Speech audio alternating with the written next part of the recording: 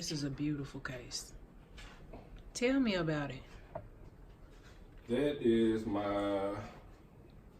remind me of my humble beginnings. That is the case that contains all the cameras I've used from the time I first started doing video production. Which was? So I started doing production, I originally started doing editing and production in the late 90s, like 96, 97 when I was in high school. You know, we were GT kids, so we got first choice on what to do around that new video system, which at the time was a linear system, not this non-linear computer editing they're doing now. You actually had 2 tapes. You had to actually literally cut them and put it together. I started with this. This was like my first ever camera. Which is? This is a Sony Digital 8. It used high 8 tapes. And I got this originally for doing the home stuff, home movies around the house.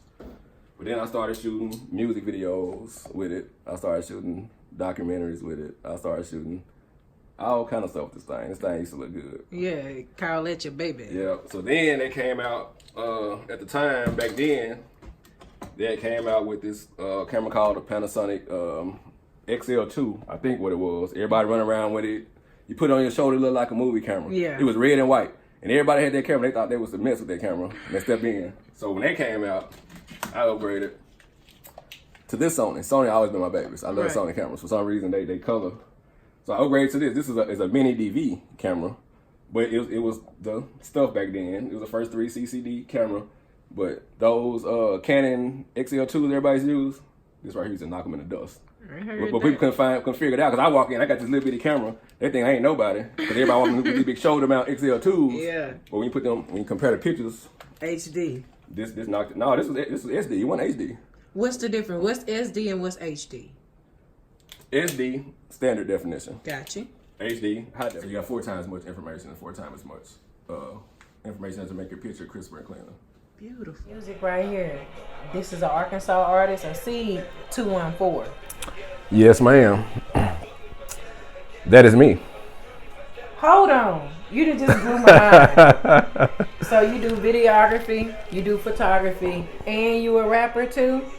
I used to do music. I used to dab in it. I wouldn't consider myself a rapper, but I used to mess around. Oh, that's what's up. For fun. What? Just for fun? For fun, yeah. Yeah, just to be doing it. So hey there, I'm Tabby Pickett with the Arkansas Digital Cipher for the Arts, Chapter 3. Today my guest is Mr. D. Wood. My Life and Trust Foundation. Well, it all started various things around town with artists, and I started doing TV commercials and went from there to short films and things of that nature.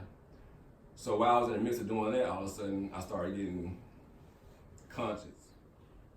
Our people are always presented in a bad light when it comes to the media. Right. They only show us when we robbing, when we stealing. Acting a fool. Pretty much. You know what I mean? So I was like, okay, I want to start showing our people in a positive light. Right. And since I already do video production, it pretty much don't cost me nothing to do it outside of just time to do it. Right. You know what I'm saying? Because I already got all the equipment and everything to do it with. I started we're slowly building it up now, an online news network, which is called My Life. MyLifeNewsNetwork.com. And what My Life is basically Black life. You know what I mean? So anything that's positive, anything that's outside of the stereotypical labels that they put on us, I try to showcase those things. Let us know there are other things out there especially for the youth. Tell me about your videography.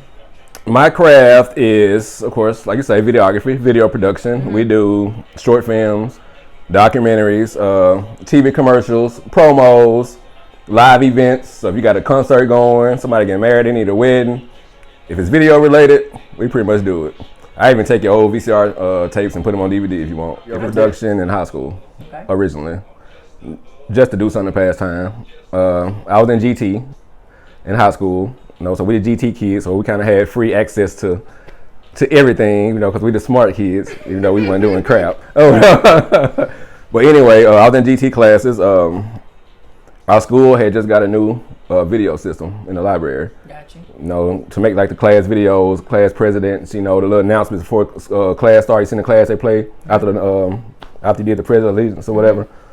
So we was doing like little school videos. So I started doing that just because they didn't have nobody else to run it. I ain't had nothing else to do, so I'm gonna go to the library and play with this equipment. At the time, it was linear editing.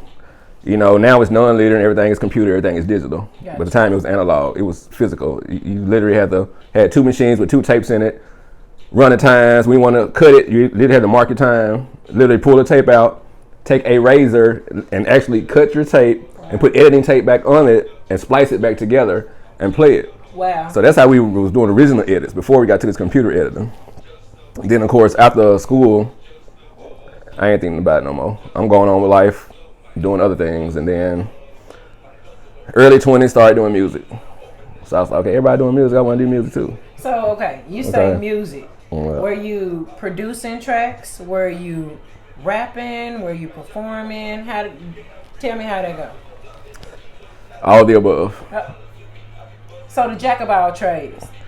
Okay, goes back to, I always been once I see something done and see somebody do something, or I catch on to it, I got it. I always been that type of person. Gotcha. All right, rewind back to when I was like in junior high school, I was real big on electronics. Anyway, I was a big electronics head. I was always the kid that I want to know how stuff work. So I get my Atari, my Nintendos, I'm taking them apart because I want to see what's inside of how it works. Technology nut. Yeah, try to put it back together and see if I can get it going. If it break, I want to see if I can fix this. Right. Okay, so when I was young, junior high school, I became kind of the sound man in the neighborhood. I used to hook up music in everybody's cars. Wow. So I'm already kind of familiar with sound, you know, how it works and how stuff goes. Because I was your radio, your amps, your woofers, tweeters. That's how I made school money. They came to you. I hooked up sound. And I also used to cut hair. I used to make a lot of school money. That's how I used to buy my clothes for school. Because I used to cut, everybody be lined up in my house. Come on now. On my back porch, I used to cut their hair. What you didn't do now? $3 a head. You know that was the 90s. A good haircut today is $25, $50. $3 a head. Used to have them lined up before school started. Wow. But anyway, so I'm already familiar with electronics. So when I decided to do music, I'm pretty much self-taught. I had never been in the music studio. Had never been around anybody even doing music. Just because of my knowledge of electronics and know how to hook up stuff and how it works, I pretty much set up my own studio in my house. Wow. Just off of what I know from electronics. Then, of course, it was months later when I finally went to a real studio. And so I'm trying to see how they stuff hooked up. And my shit down there hooked up identical to theirs. And I had never been in a studio before in my life. Right. But just because I just know electronics. You know what I mean? Right. So the videos, how did you go about meeting these guys? How did you reach out to them? Like, how did you tell me about that? At the time, like I said, this was the early 2000s. When we started doing the music, it's maybe like 2002. Okay. When I started doing music, and of course, like I say, I was just playing with it. Didn't know anything about music, so I'm teaching myself as I go. So I'm teaching myself how to make beats. At the time, they came out this program called Fruity Loops, which was everybody used for music now.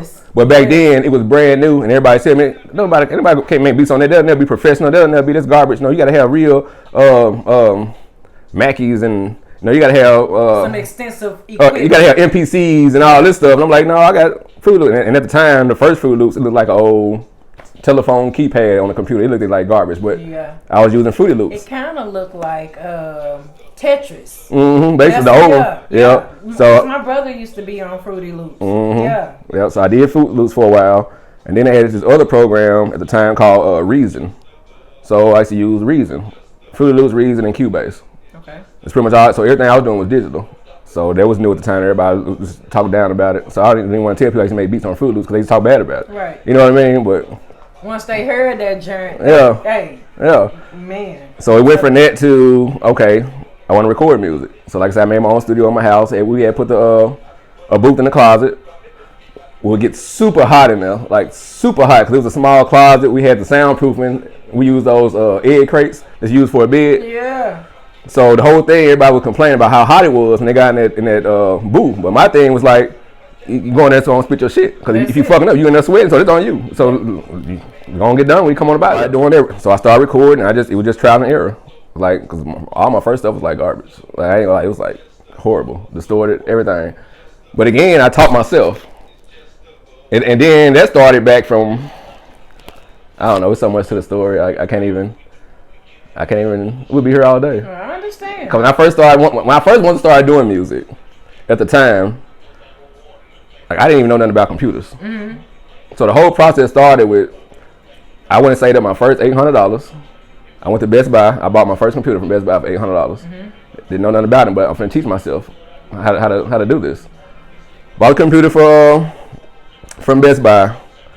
Started trying to learn how to make music CDs. Basically, just download music. At the time, Napster was real big. Mm-hmm. They had Napster real big and LimeWire. So I would like download music, put it on a CD, and basically put it in my car and listen to it.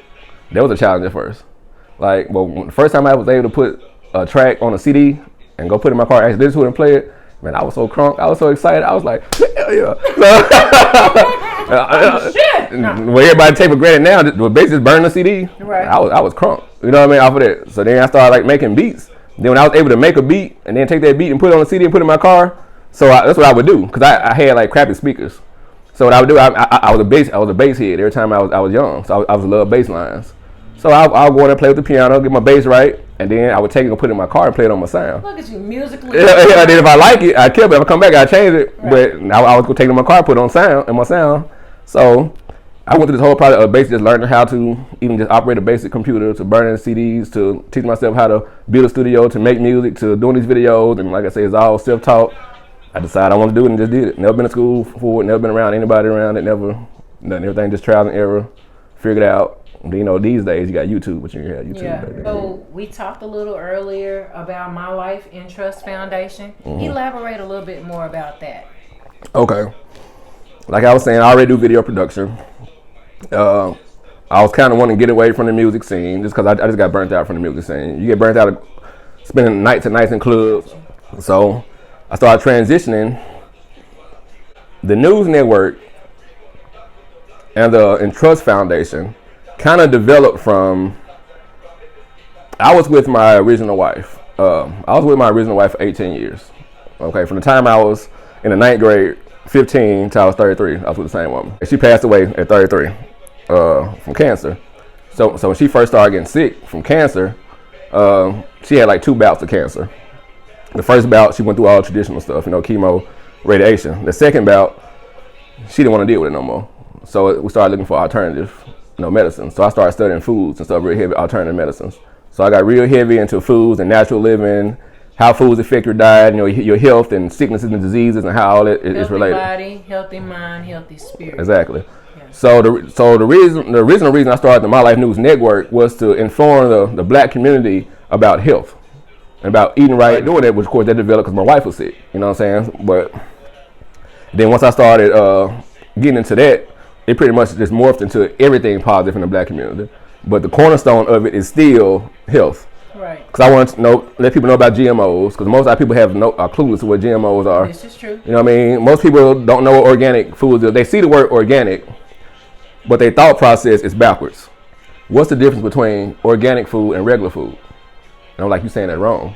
Organic food is your regular food. The other food ain't. Right. You know what I mean? But they hear the word organic, they think it's something magical, mystical. And that's it. No, organic just means you put your seeds in the ground, let it grow naturally. You don't touch it, you don't put no chemicals on it, and just let it grow. That's the only thing it means. That's it. Like it's supposed to grow. Right. Our other foods, they put all these chemicals and fertilizer on, and we think that's our normal. So that's how our news network came along. I just wanted to put out positive things about the black media, and since I already do video production, why not?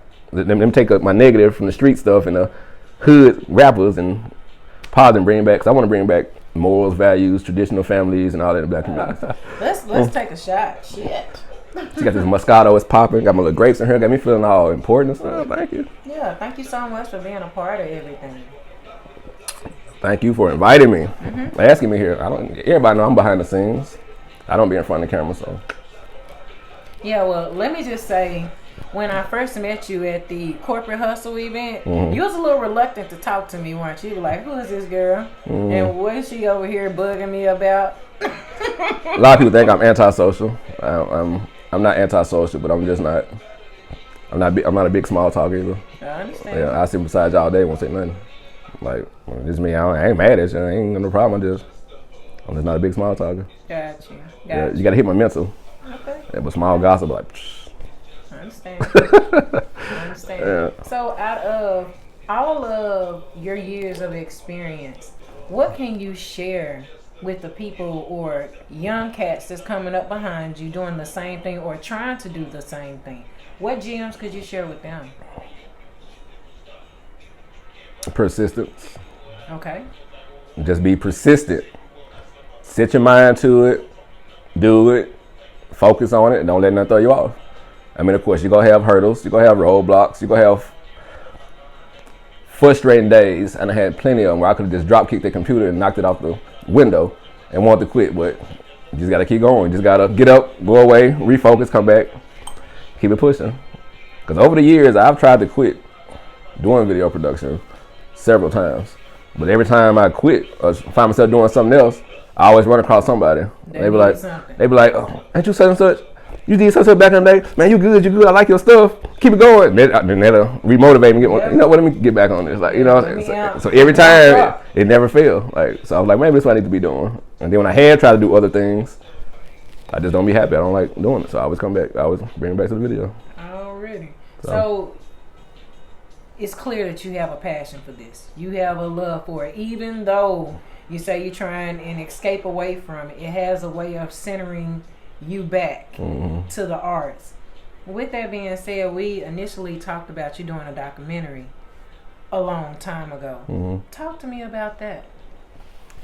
The original documentary I did was Repping the Rock, From Banging to Bars. I was a huge fanatic of Arkansas music back in the day. Like, huge fanatic. Like, so I was like, Arkansas need to get on. Okay, went to the first person pop and whatever I can do to help get that person out. We finna get Arkansas on the map. We finna be on. We finna be on. We finna be on. So I'm going around. I'm dealing with all these artists. Okay, well, again, let me backtrack a little bit. I was doing the music. Okay. Once I started doing the music, everybody and their mama started doing music. It's like everybody I met was doing music. It's like, I do music. My cousin do music. My sister do music. My mama do music. I think my grandma pastor do music. Yeah, I think my grandma just dropped the mixtape. You know what I'm saying? I'm like, bro, you know what? I don't even want to do this no more. You know what I'm saying? Especially that mixtape stuff. Listen to me. Y'all might not care about what I have to say. I hate mixtapes. I always have. That always done burn my ass. Like, y'all do something. Be original. Come up with your own beats, your own music. I don't care if it's garbage or booty. Be original. Be creative. Come up with your own style. Be your own person. Quit trying to be like everybody else and do everything else. And that's kind of like, my music wasn't the best. It was cool. I don't think it was the best, but all my music is original. Even back then, I hated mixtapes.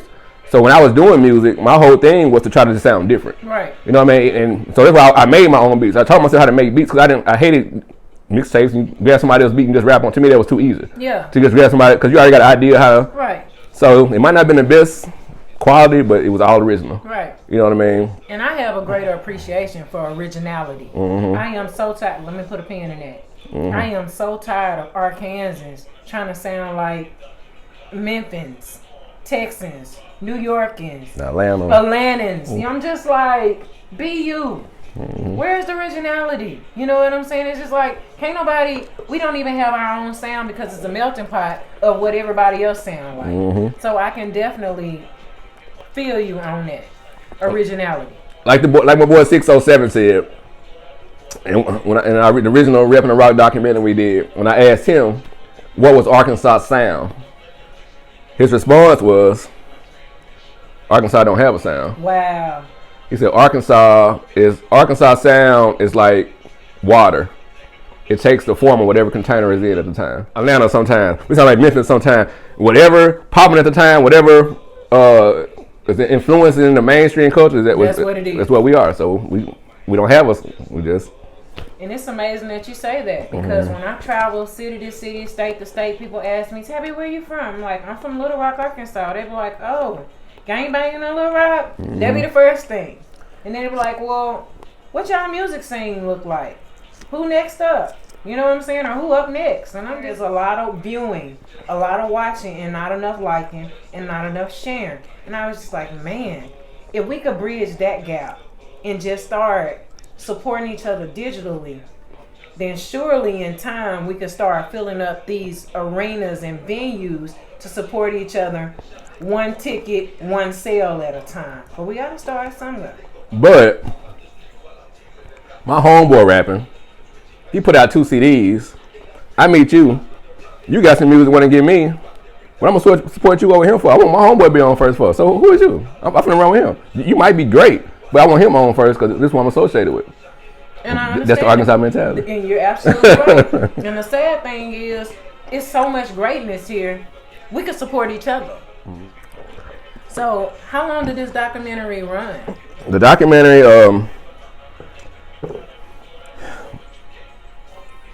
was an hour and a half documentary. I put it everywhere. I had it in film festivals. It was in a few states. It was in other countries. People would reach out to me and tell me that they like it and want to know what's going on in Arkansas. Gotcha. And not only was it the first documentary on the music scene here in Little Rock, I also put a soundtrack with it. So it was a double disc. So it was a DVD and a CD. So you got the video to see who these artists was, and then you got a CD to listen to their music to see who they was too. Genius. So that's the first person. So that was and this came out when? When I actually dropped that DVD, that was 2005 when it started circulating. So it was like 2003, 2004 when we were shooting it, and we dropped it in 2005. Wow. Yeah. A lot of footage you got. Yeah. Could you name some of these cats that you worked with? Boogie Shoes. Of course, Damian One, Ball Jones, them. That was an official one at the time. On the Go was David Tidwell, them at the time. KV, Joker Entertainment. Big Drew and Player Tim, them. They North Little Rock. They was down there from Glenview. Rod D from El Dorado. Lil JJ at the time. He was going by J. Lou. He was doing music. Big Keys, producer. 607. It was a little different. That's why I like it, because it's different. Yeah. Different is good. Yep. And when I tell you, if people are going left, I'm fucking going right. Exactly. You know what I'm saying? Well, if you go in there, I'm not. So yeah, different is good. So I'm a huge fan of 607. 607 is one of the only artists we have here. He make a point to put out a CD every quarter since he been doing music. Wow. So he put out a CD every 3 months. Infallible. So at my last count, he had like 42 albums out or something. Get the fuck out of here. But he got more than that. Dude got some content. He do work. Yeah. But ain't nobody got the work ethic like he got. Do you understand? Yeah. So I support Arkansas music. That's what's up. 607, big time. That's one of my favorite artists here. But of course you got E-Dub. That's one of my favorite artists. SL Jones, which he go by Cuz Lightyear at the moment now.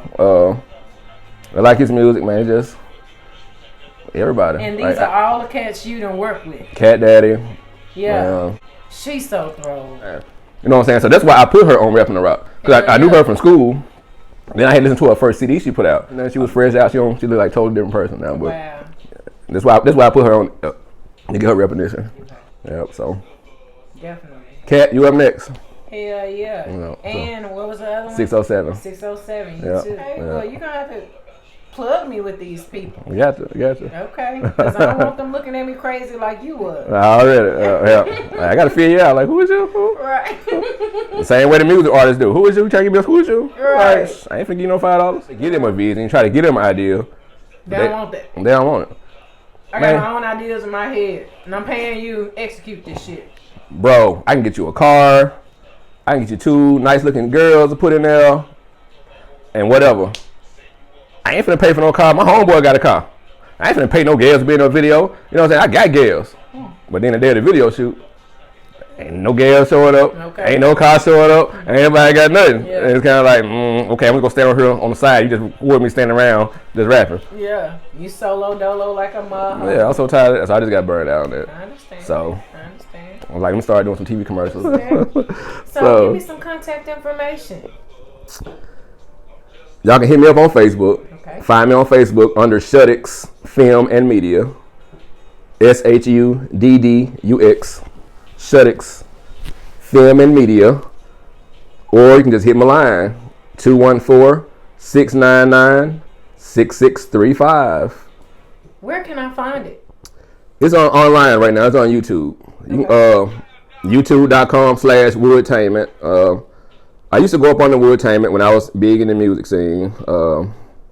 But now I go under Shuddux Film and Media, which I'm still kind of both of them. But if you want to see most things pertaining to the music scene of Arkansas, then it's Woodtainment.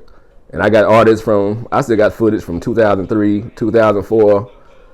I got artists that's still doing music to this day, artists who ain't around no more, artists who done passed on from I don't know. I got a lot of history from the Arkansas music scene on these tapes. Oh, these past 2003. So what's that? 15 years? 16 years? Yeah. Yeah, 2019. Yeah, so. You got a hell of an archive. Yeah, so I got some of these whole guys' careers when they first started on tape. Wow. Yeah. Well, I can't wait for us to dig in and just view some of your work, if that's okay with you. Yeah, that's fine. I know I keep jumping around. There's so much stuff going on. It's okay. We're sipping. Okay, but wasn't nobody doing music videos at the time. So shout out to KV and E-Dub, because they was like my first clients when I first started doing videos back in the day. But once I started producing all these videos, everybody was like, we got these videos, what we gonna do with them? We ain't got nothing to do with them. Because of course YouTube wasn't popping like it is now. Right. You know what I mean? So I was like, Did it even exist? it did, but it was like infant Right. form. Yeah, you know what I mean? Gotcha. It was a 30-minute independent TV show, kind of like a 106 in Park, but all they do is feature independent artists, with 90% of them was from Arkansas. Wow. And it's all was just music videos. We played on channel 18 and channel 62 back then. It was a 30-minute show, and I ran that show for about 9 months before I even did a rerun. Everything was fresh new shows every week. That's a lot of footage. Yep, and then after that, of course, we started doing reruns. So the first original show, it ran for about a year and a half. Mm-hmm. And then, of course, life kicked in. I started doing short films, commercials. I started doing other things. I kind of got away from it. Mm-hmm. And then back in 2008, 2009, I brought it back, but I brought it back online. So, of course, it was still called Wood Chambers Live and Direct TV, but it was just new and improved. It had new intro, new song, new footage. And at the time, I had King of King, the DJ at Power 92. Okay. He was one of my hosts. So he was the host of my show. So pretty much anything that came to town, we was there getting it. So we got interviews with Nelly, Devin the Dude, Fantasia. You know what I'm saying? Anytime somebody come to town, Wood Chambers Live and Direct TV was there. So we interviewed the major artists, and then of course we still showcase the independent artists. Wow. So I did that for a while, and then just kind of got away from it. I've been dealing with the Arkansas music scene for years, and it ain't did nothing. And it's just, Oh, God. I hate to give up on it, but I'm burned out. And it's just like time to do something else. It's like, I hope it pops soon. I hope somebody get on. What do you think the problem is? What do you think it is? Because it's not the talent. It's not the talent. Why haven't anybody blown yet? My personal opinion. I fucking Okay. want it. Okay. I want it. My personal opinion is we are oversaturated for our population. The numbers don't mix. You can't be supported.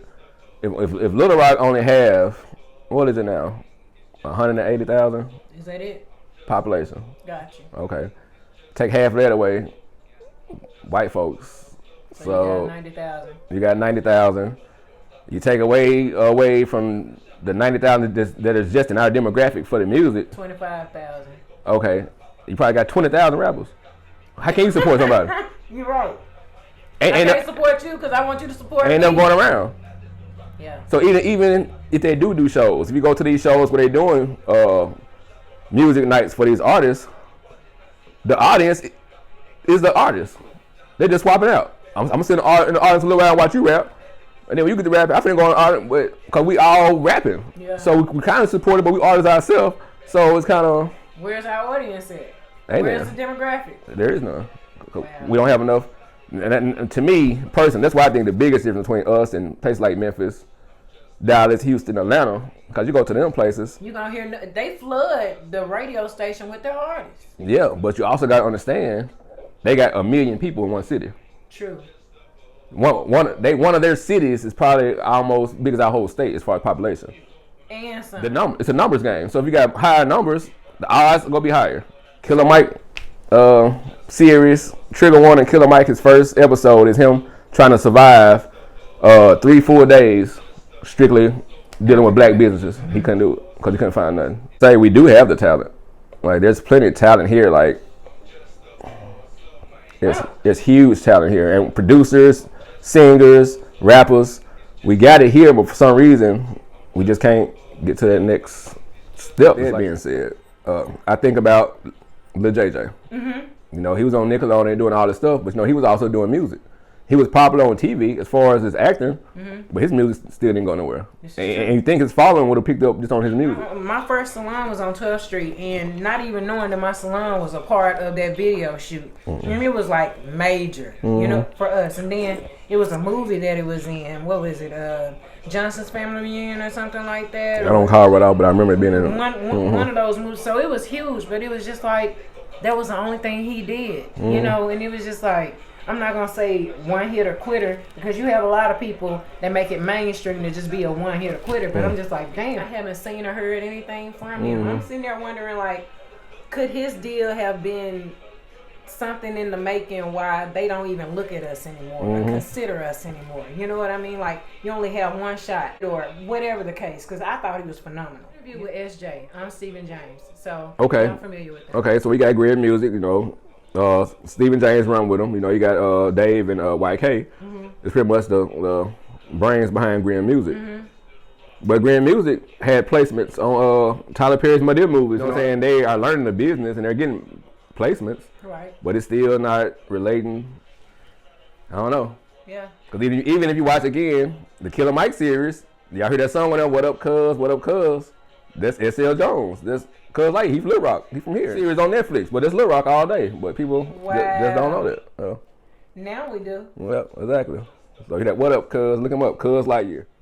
His own Wood Timer. So go check it out. Or you can look me up under Shuttix or Facebook under Shuttix Film and Media, and just hit on the video tab or the photo tab, because I do photography as a hobby. But hey, I heard that. Riddle me this. What are the chances of you doing a documentary too, or a follow-up? We would love to see that. When you love this, I didn't care for the responses I was getting, so I kind of just stopped doing it. It's supposed to be repping the rock, so it's supposed to be artists representing Arkansas, representing the rock, what we doing now. You know what I'm saying? How far we came from back then compared to now. That was the objective I had for the documentary. But once I started producing a documentary, it's pretty much, it wasn't repping the rock, it was pretty much what's complaining in the rock. Everybody crying. Ain't nobody supporting us. Ain't nobody buying our music. The radio won't play us. We not getting supported. We can't get on with anybody supporting us. hold on. And I was like, Say it. because it all goes back, of course y'all know I'm a 607 fan, but I always go back to the first documentary because I'm going to quote something else. 607 was saying how all these artists are beefing with each other. Or whatever around Lil Rock, who the hottest in the rock, and I don't mess with this person, I don't mess with that person. But like he said, what are they beefing over? He said, because the only thing we should be worried about is getting money and getting on. But anyway, behind the scenes, Woodtainment, Shuttix, YouTube. Check me out. What he said. Check me out.